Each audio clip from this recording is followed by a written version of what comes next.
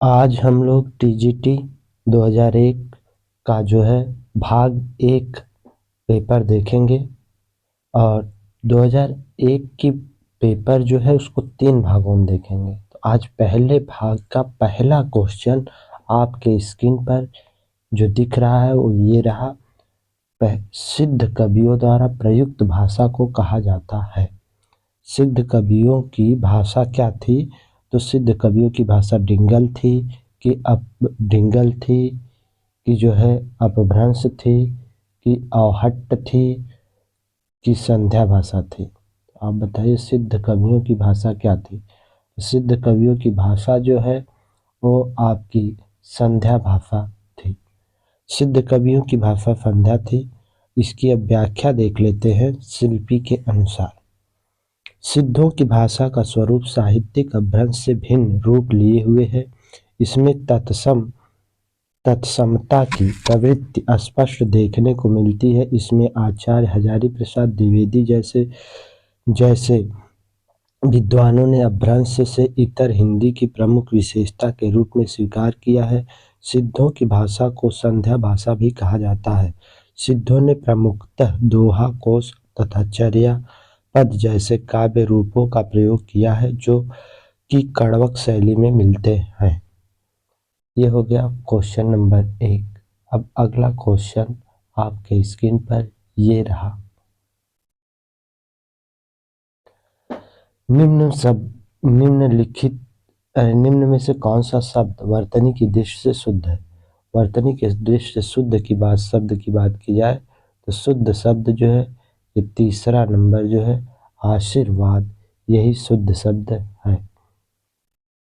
इस तरह विकल्प जो है विकल्प आपका 3 सही हो जाएगा। अगला क्वेश्चन आपके स्क्रीन पर ये रहा। निम्न में कौन द्विवेदी युग का कवि नहीं है? अयोध्या सिंह उपाध्याय हरिऔध नहीं है कि सोहन लाल द्विवेदी नहीं है कि राम नरेश त्रिपाठी नहीं है कि मैथिली शरण गुप्त नहीं है। तो द्विवेदी युग का कवि जो है सोहन लाल द्विवेदी नहीं है। ये राष्ट्रीय काव्यधारा के कवि हैं। और तो व्याख्या हम लोग देख लेते हैं। सोहनलाल द्विवेदी द्विवेदी युग के कवि न होकर राष्ट्रीय काव्यधारा के कवि हैं। सोहनलाल द्विवेदी नवयुग की राष्ट्रीय चेतना के अग्रदूत एवं प्रमुख गांधीवादी कवि हैं। द्विवेदी जी बड़े भावुक और राष्ट्रीय विचारधारा के कवि हैं। इनकी कृतियों में मुख्यतः भैरवी, युगारंभ, पूजा गीत, वासवदत्ता, कुणाल, विषपान, सेवा मार्ग, प्रभावती, वसंती, युगधारा, चित्रा आदि। जबकि अयोध्या सिंह उपाध्याय हरिऔध, राम नरेश त्रिपाठी, मैथिली शरण गुप्त द्विवेदी युग के प्रमुख कवि हैं। अब अगला क्वेश्चन आपके स्क्रीन पर ये रहा। त्यागपत्र उपन्यास के लेखक का नाम है। त्यागपत्र उपन्यास जो है वो किसका है आपको ये बताना है। यशपाल का है कि भगवती चरण वर्मा का है कि वृंदालाल वर्मा का है कि जैनेन्द्र कुमार का है। तो त्यागपत्र जो उपन्यास है वो जैनेन्द्र कुमार का है। हम लोग व्याख्या देख लेते हैं शिल्पी के अनुसार। जैनेन्द्र का प्रमुख उपन्यास त्यागपत्र 1937 ईस्वी में प्रकाशित हुआ। हिंदी के सर्वश्रेष्ठ लघु उपन्यासों में मृणाल नामक भाग्यहीन युवती के जीवन पर आधारित यह मार्मिक कथा अत्यंत प्रभावशाली बन सकी है। जैनेन्द्र की अन्य औपन्यासिक कृतियों में परख 1929, सुनीता 1935, कल्याणी 1939, सुखदा 1953, विवर्त 1953, व्यतीत 1953, जयद्रथ 1956 शामिल है। अब क्वेश्चन नंबर जो है 5 देखते हैं। क्वेश्चन नंबर 5 आपके स्क्रीन पर ये रहा। निम्न में से कौन फोर्ट विलियम कॉलेज में हिंदी के अध्यापक थे? इनमें से बताना है कि फोर्ट विलियम कॉलेज के अध्यापक कौन थे? ईसा अल्लाह खां थे कि सदन मिश्र थे कि राजा लक्ष्मण सिंह थे कि सदा सुखलाल थे? तो देखिए जो है फोर्ट विलियम कॉलेज के जो आपके जो हिंदी के अध्यापक थे वो जो है लल्लू लाल और सदन मिश्र 2 लोग थे। तो इसमें ऑप्शन में सदन मिश्र है, इसलिए ऑप्शन 2 सही हो जाएगा। और हम लोग व्याख्या देख लेते हैं। सन 1800 ईस्वी में कलकत्ता में फोर्ट विलियम कॉलेज की स्थापना की गई। इस कॉलेज में भारतीय भाषाओं के प्रोफेसर के रूप में डॉक्टर जॉन गिलक्राइस्ट को नियुक्त किया गया। इन्होंने हिंदी में शिक्षण के लिए 2 भाषा पंडितों लल्लू लाल एवं सदन मिश्र की नियुक्ति की। लल्लू लाल ने प्रेम सागर तथा सदन मिश्र ने नासिकेतापाख्यान की रचना की, जबकि सदा सुखलाल की सुख सागर, ईसा अल्लाह खां की रानी केतकी की कहानी प्रमुख रचनाएं हैं। राजा लक्ष्मण सिंह ने प्रज्ञा हितैषी नामक पत्र चलाया तथा रघुवंश, मेघदूत तथा काली अभिज्ञान शाकुंतलम का अनुवाद हिंदी में किया, जो कि कालिदास की रचनाएं थीं। अब अगला क्वेश्चन आपके स्क्रीन पर ये रहा। धनिया और झुनिया प्रेमचंद के किस उपन्यास के पात्र हैं? आपको बताना है कि धनिया और झुनिया प्रेमचंद के किस उपन्यास के पात्र ये लोग हैं। गबन के हैं कि गोदान के हैं कि कर्मभूमि के हैं कि प्रेमाश्रम के हैं? तो धनिया और झुनिया जो है भैया गोदान के जो है पात्र हैं। तो व्याख्या हम लोग देख लेते हैं। धनिया और झुनिया प्रेमचंद के गोदान नामक उपन्यास के पात्र हैं। गोदान के अन्य प्रमुख पात्र होरी, भोला, गोबर, राय साहब, पन्ना तथा प्रोफेसर मेहता, संपादक ओकार नाथ, मुन्नी, सिलिया, नोहरी, दुलाई, मालती, गोविंदी आदि के चरित्र यथार्थवादी धारणा का प्रस्तुत है तथा ये अपने अपने वर्ग के प्रतिनिधि भी हैं। गोदान में मुंशी प्रेमचंद ने यथार्थ के चित्रण द्वारा समाज में निहित कुत्सित वृत्तियों का उन्मूलन चाहा है। ये हो गया क्वेश्चन नंबर 6। अब क्वेश्चन नंबर 7 जो आपके स्क्रीन पर ये रहा। निम्नलिखित संत कवियों में कौन संत कवि पढ़ा लिखा था? तो बताइए कि कौन सा संत कवि जो है पढ़ा लिखा था? दादू दयाल पढ़े थे कि रैदास पढ़े लिखे थे कि कबीर थे कि सुंदरदास थे? तो जो है पढ़े लिखे कवियों में सुंदरदास की गणना की जाती है। तो देख लिया जाए इसका व्याख्या। सुंदरदास छोटी आयु में ही संत दादू के शिष्य बनकर अध्ययन के लिए काशी चले गए। उन्होंने व्याकरण, दर्शन, साहित्य, वेदांत और पुराणों का गंभीर अध्ययन किया। उन्होंने फारसी भाषा का भी पर्याय ज्ञान था। इनके द्वारा विचरित छोटे बड़े 42 ग्रंथों की चर्चा की जाती है। इनका प्रकाशन सुंदर ग्रंथावली नाम से हो चुका है। इनकी रचनाओं में सुंदर विलास विशेष महत्वपूर्ण मानी जाती है। इन्होंने श्रृंगार रस का खुलकर विरोध किया। दादू दयाल की रचनाओं का संकलन हरणेवाड़ी नाम से किया गया। रैदास की रचनाओं का संकलन रविदास की बानी नाम से तथा कबीर की रचनाओं का संकलन बीजक नाम से किया गया, जिसके 3 भाग हैं, साखी, शबद, रामायणी। ये हो गया क्वेश्चन नंबर 7। अब अगला क्वेश्चन नंबर 8 आपके स्क्रीन पर ये रहा। बताइए कि भक्तमाल के रचनाकार हैं। भक्तमाल के रचनाकार कौन हैं? रैदास हैं कि नाभादास हैं कि धर्मदास हैं कि जीवादास हैं? तो जो है भक्तमाल के रचनाकार जो है वो है नाभादास। ऑप्शन नंबर 2 सही हो जाएगा। इसकी हम लोग व्याख्या देख लेते हैं। गोस्वामी तुलसीदास के समकालीन राम भक्त कवियों में नाभादास का नाम विशेष रूप से उल्लेखनीय है। उन्होंने हिंदी में भक्तमाल परंपरा का सूत्रपात ही नहीं किया वरन अद्यावधि मतलब होता है कि आज तक, अद्यावधि मतलब कि आज तक जौन भैल उपलब्ध भक्तमाल में सर्वश्रेष्ठ भक्तमाल हिंदी को ही दिया, मतलब कि जो अब तक उपलब्ध हैं उनमें सर्वश्रेष्ठ ही है।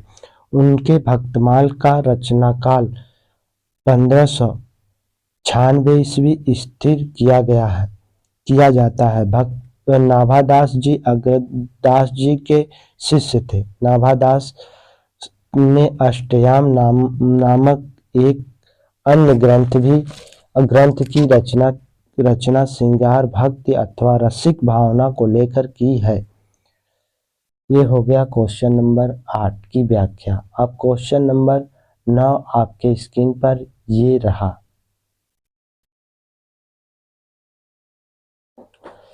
बाल मुकुंद गुप्त रचित निबंध संग्रह का नाम है। आपको बताना है कि बाल मुकुंद गुप्त जी द्वारा रचित निबंध संग्रह का क्या नाम था। भारत मित्र है कि प्रज्ञा मित्र है कि शिव सागर की चिट्ठियां है कि शिव शंभू के चिट्ठे।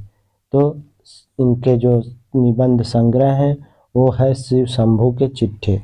तो हम लोग व्याख्या देख लेते हैं। बाल मुकुंद गुप्त ने निबंध में व्यंग्यपूर्ण शैली का निखरा रूप मिलता है। इनका निबंध संग्रह शिव शंभू का चिट्ठा अत्यधिक लोकप्रिय है। इनके विचार भावना के पीछे सजग राष्ट्रीय व्यक्तित्व काम करता है।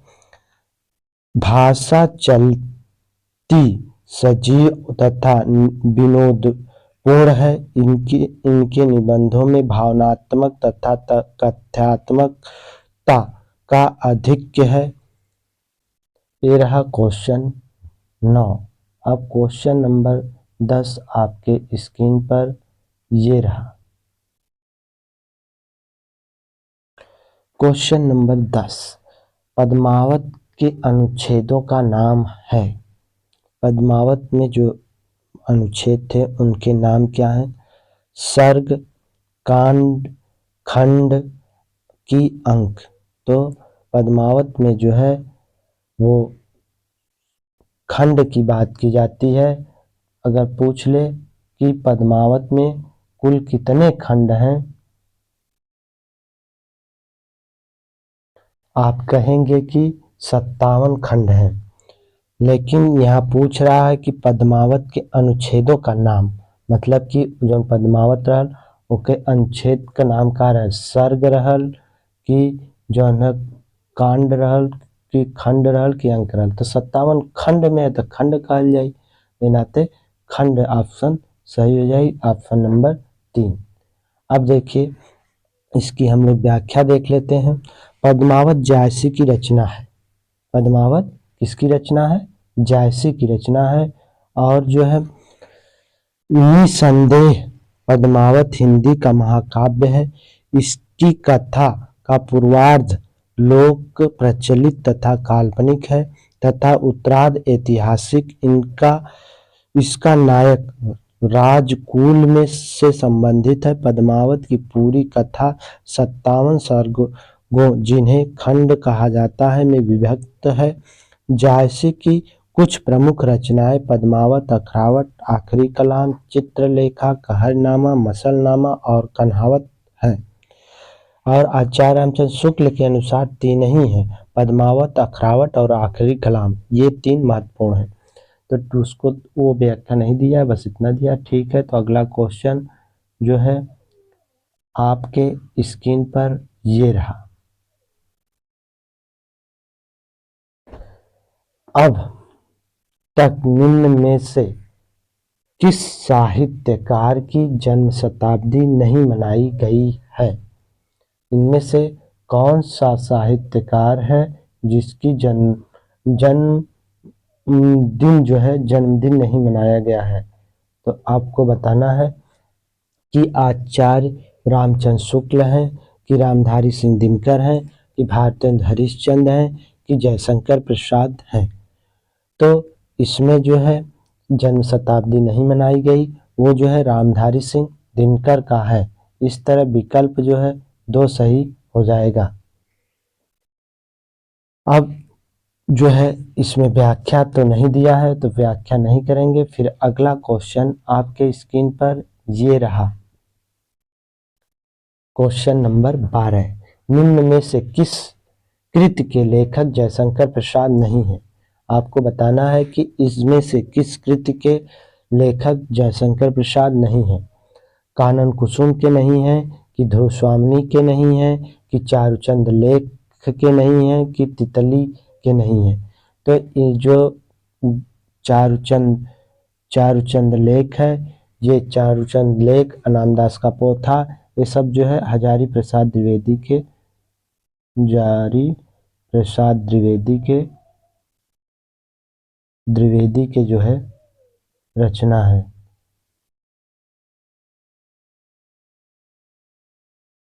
तो हम लोग इसकी व्याख्या देख लेते हैं। शिल्पी के अनुसार अपने हिसाब से ना हमेशा बताया करिए, आप शिल्पी के अनुसार बताइए। जब अपने से पढ़ाइएगा तब शिल्पी के अनुसार बताइए, ठीक? हाँ ठीक है।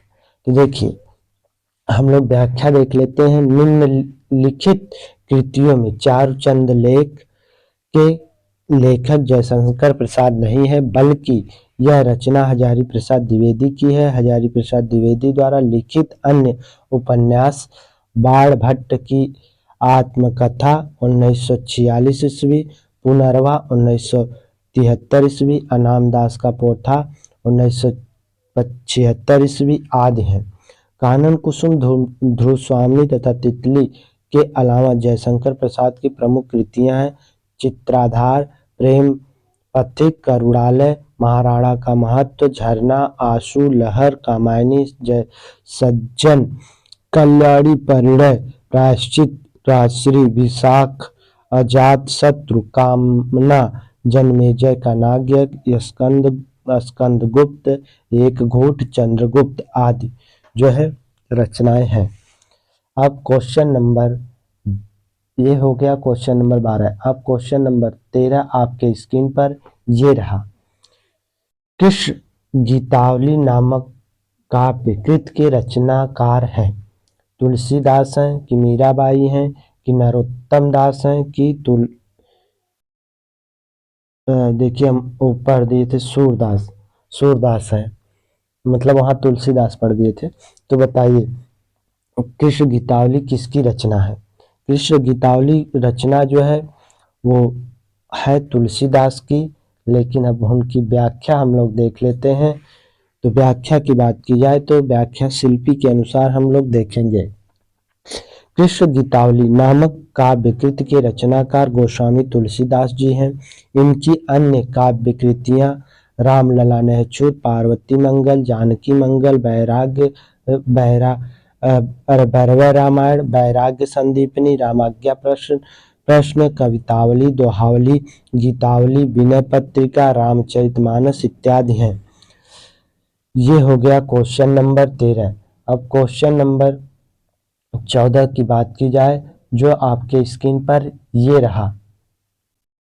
क्वेश्चन नंबर 14 है कि नीचे भाषा की 4 विशेषताएं दी गई हैं, इनमें से जो एक गलत विशेषता है उन्हें चुनिए। तो बताइए इनमें से कौन सी भाषा की विशेषता नहीं है?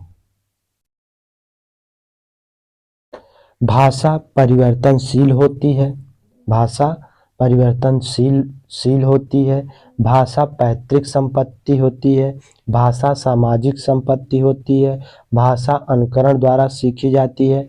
तो भाषा जो है पैतृक संपत्ति नहीं होती है। भाषा जो है अगर पैतृक संपत्ति नहीं होती है, ठीक, क्योंकि अगर भाषा पैतृक होती तो जो पिता बोलते थे वही बच्चा भी बोलने लगता। वही भाषा जो है सामाजिक होती है, सामाजिक संपत्ति होती है। भाषा अनुकरण द्वारा सीखी जाती है, ये भी है। भाषा परिवर्तनशील होती है, ये भी सही है। तो इस तरह ऑप्शन जो है इस विकल्प इस क्वेश्चन के अनुसार ऑप्शन जो है विकल्प नंबर 2 सही हो जाएगा। अब अगला क्वेश्चन आपके स्क्रीन पर ये रहा।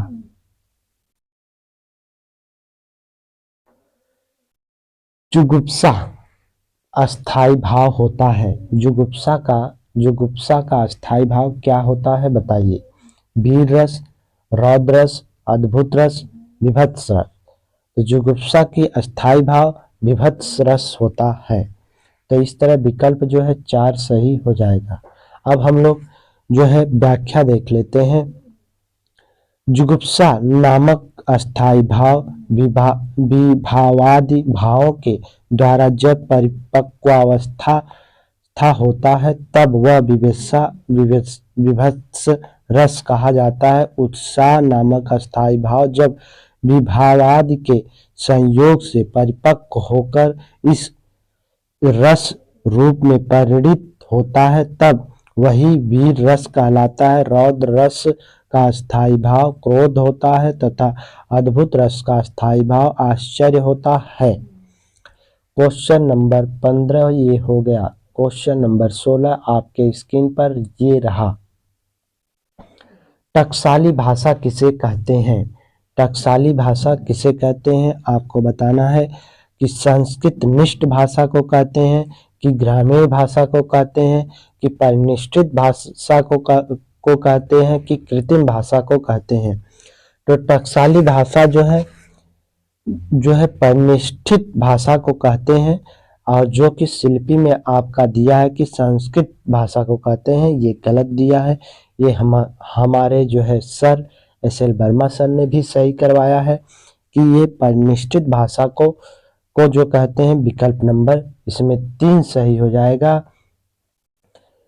और इसकी व्याख्या अगर आपको देखनी हो तो आप जो है हम जो है अभी इसकी व्याख्या जो है देखे हैं हम जो है हिंदी भाषा जो भोलानाथ तिवारी की है, उसमें पृष्ठ नंबर जो है 38 पे दूसरे पैराग्राफ में जब आप तीसरी लाइन पढ़ेंगे तो वहाँ लिखा हुआ है इसकी व्याख्या। ठीक, तो अब हम लोग क्वेश्चन नंबर 17 पर चलते हैं। क्वेश्चन नंबर 17 आपके स्क्रीन पर ये रहा। उत्तर प्रदेश सरकार द्वारा सन 1947 ईस्वी में गठित देवनागरी लिपि सुधार समिति के अध्यक्ष थे। आपको बताना है कि 1947 में जो देवनागरी लिपि सुधार समिति के अध्यक्ष चुने गए थे वो कौन है? डॉक्टर धीरेन्द्र वर्मा, संपूर्णानंद, आचार्य नरेंद्र देव, कि इनमें से कोई नहीं। तो जो है आपके आचार्य नरेंद्र देव थे।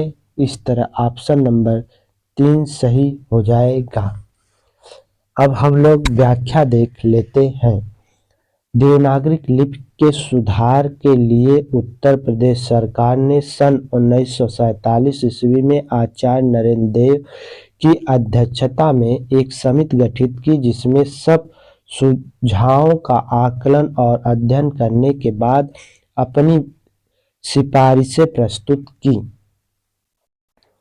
ये हो गया क्वेश्चन नंबर 17। क्वेश्चन नंबर 18 आपके स्क्रीन पर ये रहा कि अवहट्ट भाषा से तात्पर्य है। अवहट्ट भाषा से क्या तात्पर्य है?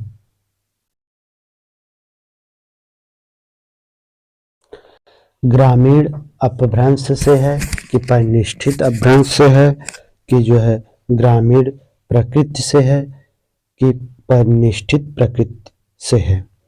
तो ये जो है क्वेश्चन नंबर इसका जो है क्वेश्चन नंबर 18 का पहला ऑप्शन सही हो जाएगा, ग्रामीण अपभ्रंश से है। तो इसकी व्याख्या हम लोग देख लेते हैं। भाषा परिवर्तनशील है।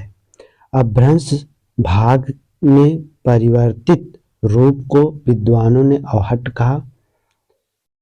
हेमचंद ने अपने ग्रंथ काव्यानुशासन में विशिष्ट परिनिष्ठित अपभ्रंश से विभिन्न ग्राम अपभ्रंश की स्थिति स्वीकार की है। ग्राम अपभ्रंश विशिष्ट अपभ्रंश की अपेक्षा जन भाषा से के अधिक निकट है।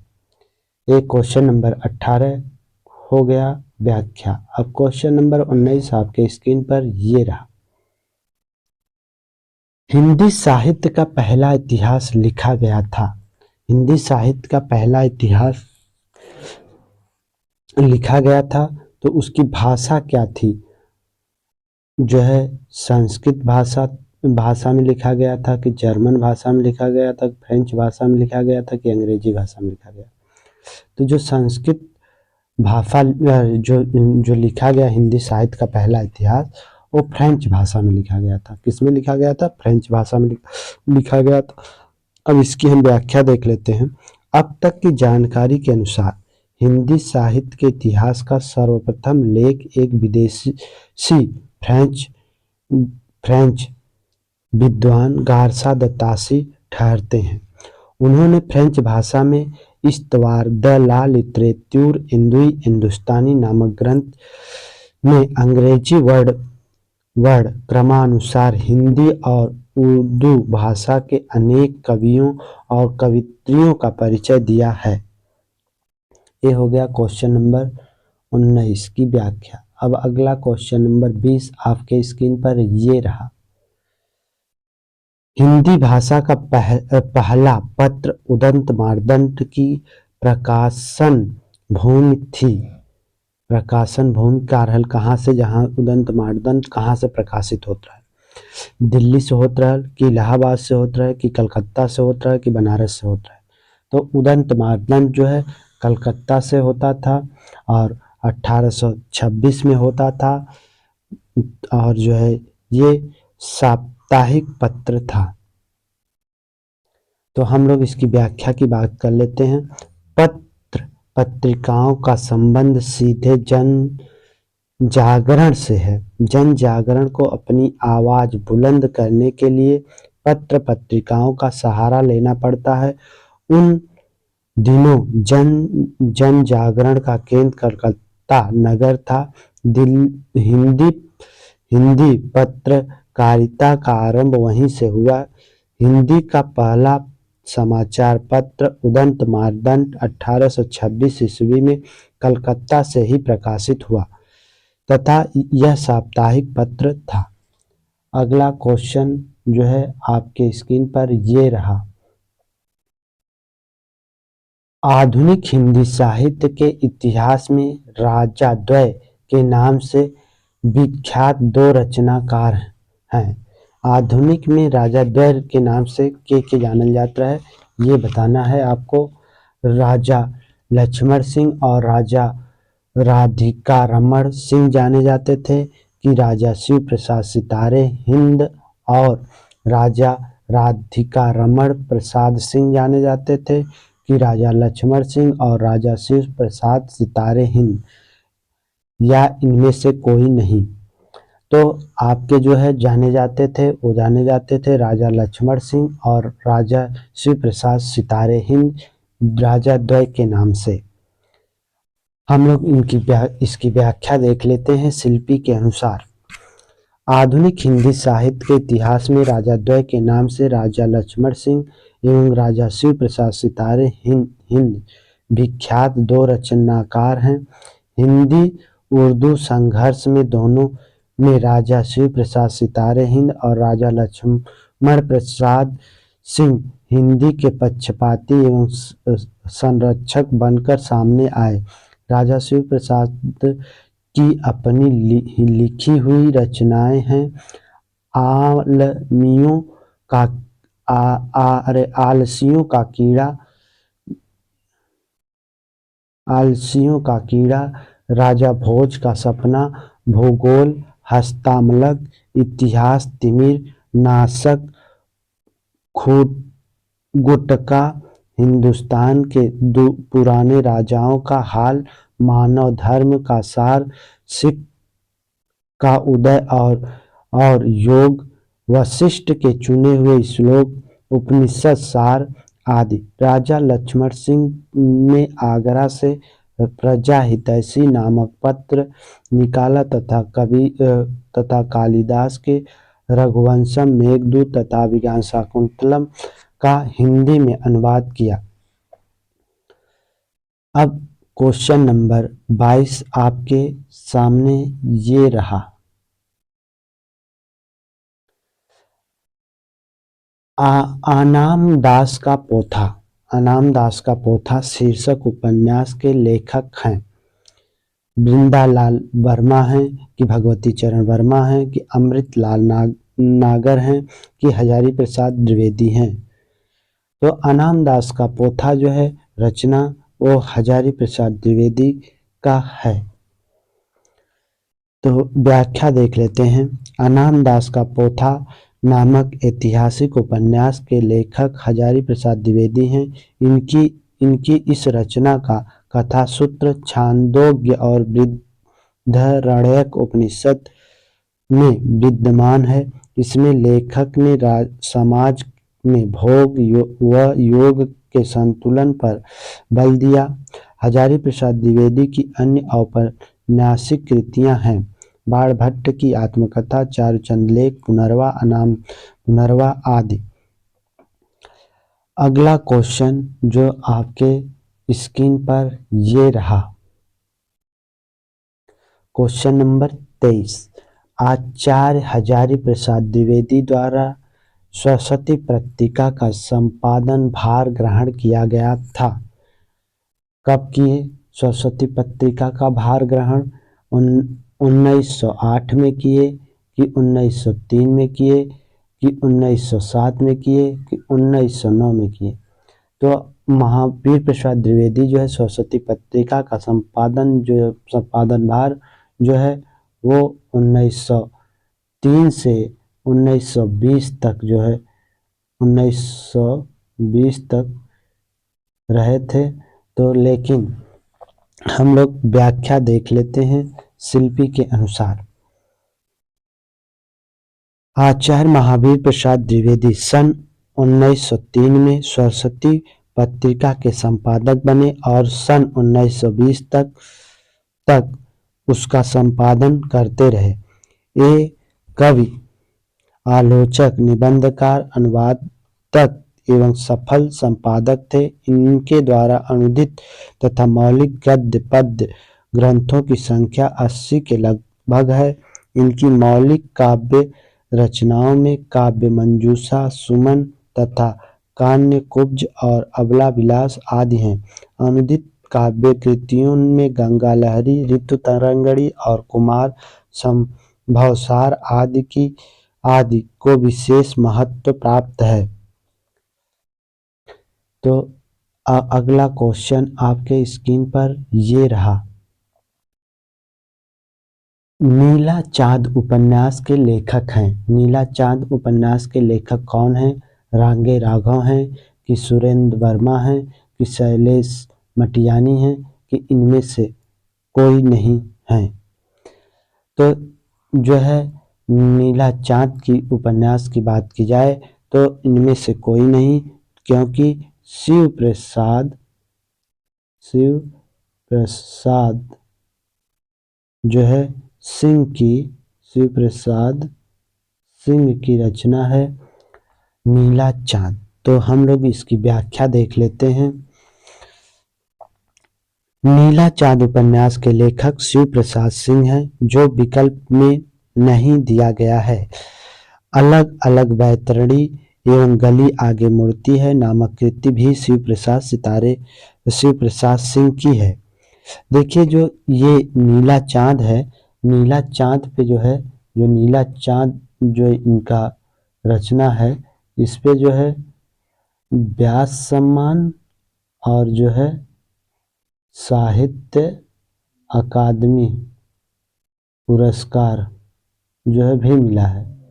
व्यास सम्मान जो बात की जाएगी तो व्यास सम्मान 1992 का मिला था और साहित्य अकादमी की बात की जाएगी तो वो 1990 ईस्वी का मिला था। ठीक, और हम लोग अगला क्वेश्चन देखते हैं। आपके स्क्रीन पर ये रहा। नागार्जुन किस काव्यधारा के कवि हैं? नागार्जुन जो है किस काव्यधारा के कवि हैं? प्रगतिवाद के हैं कि प्रयोगवाद के हैं कि अकविता के हैं कि समकालीन कविता के हैं? तो नागार्जुन प्रगतिवादी जो है कवि हैं, प्रगतिवाद में आते हैं। इस तरह विकल्प एक सही हो जाएगा। हम लोग व्याख्या देख लेते हैं।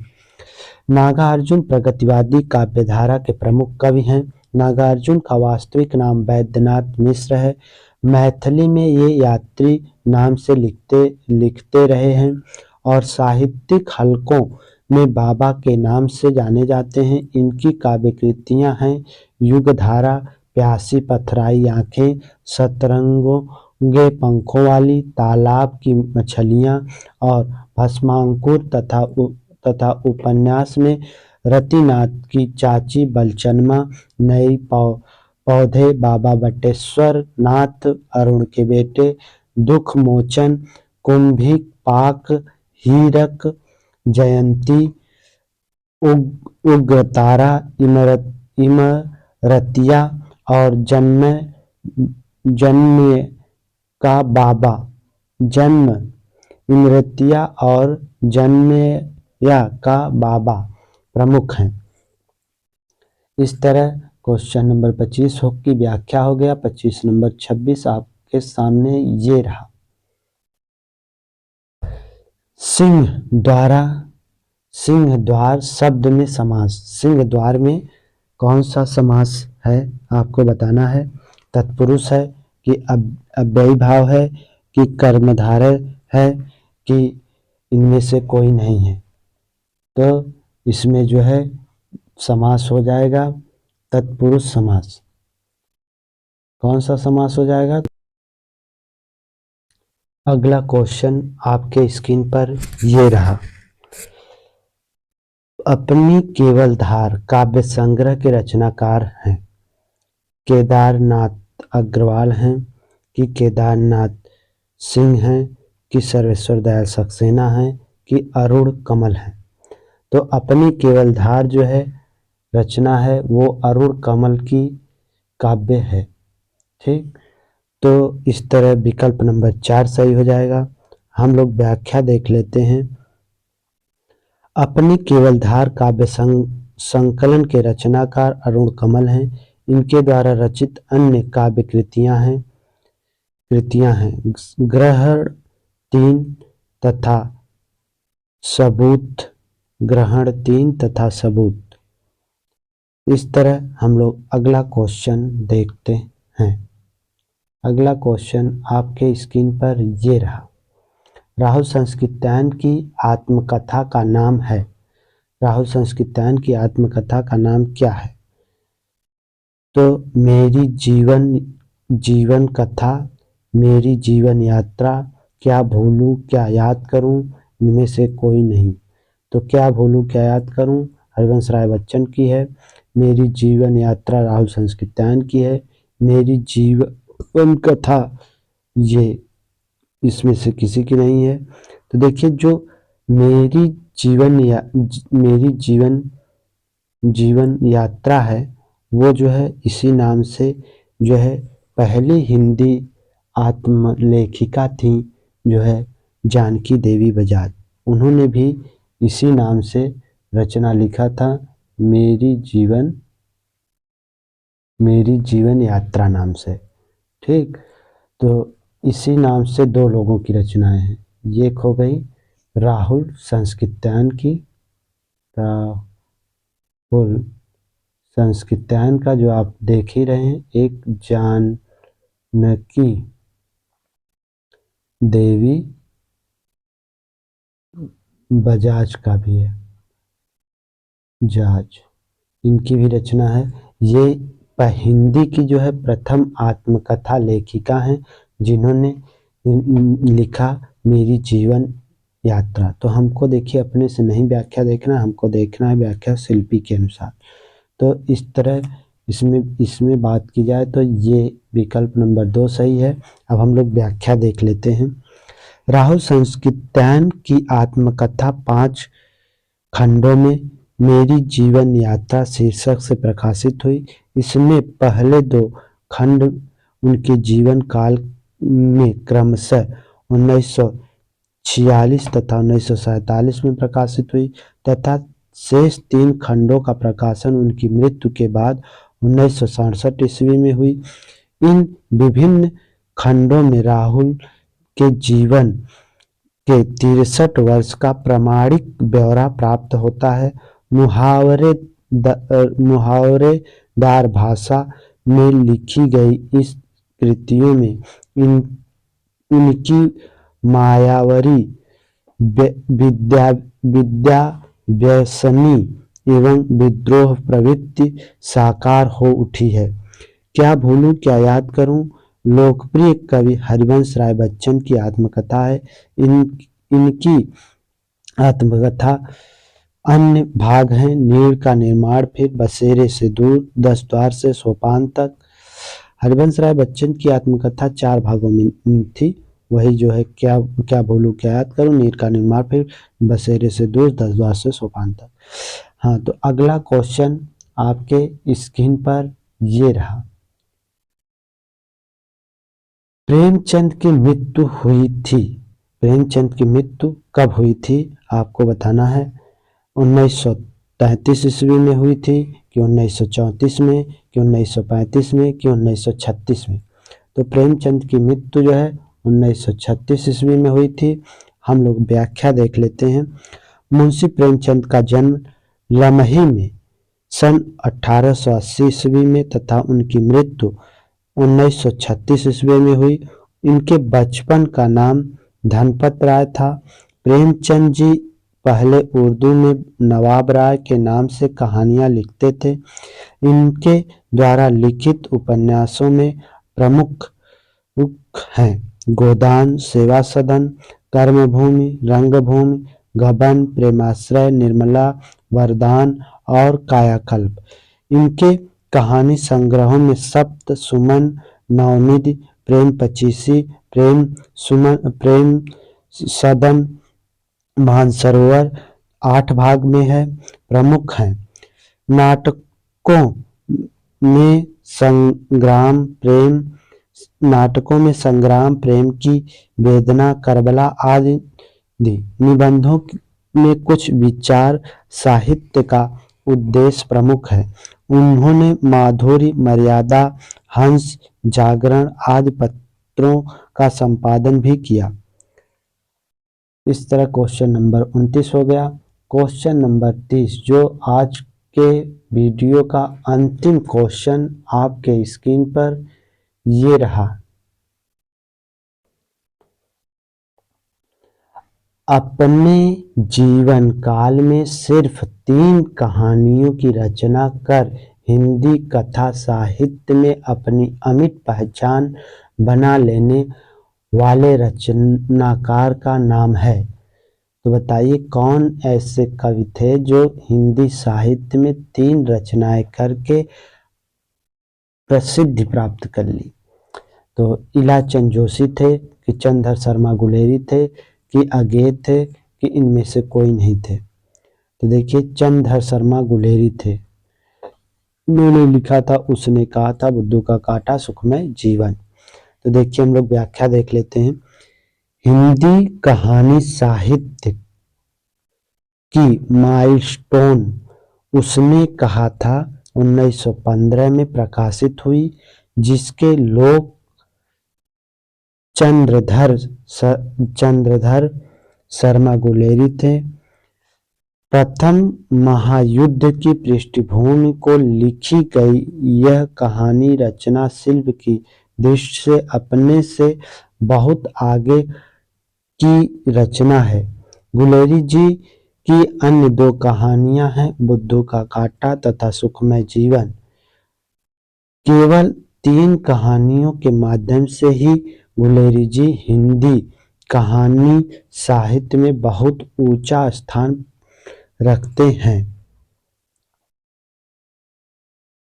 तो ठीक है, आज की प्रश्नावली का जो है टीजीटी 2001 का पेपर का 30 क्वेश्चन। यहीं पे आज का वीडियो यहीं समाप्त होता है। हम लोग ऐसे ही 30-30 क्वेश्चन करके हम लोग टीजीटी 2001 का पेपर हल कर लेंगे व्याख्या के साथ। लेकिन फिर इसके बाद जो है एक वीडियो होगा जिसमें सिर्फ क्वेश्चन और आंसर होंगे, वहाँ व्याख्या की बात नहीं की जाएगी। तो आज की क्लास यहीं तक। धन्यवाद।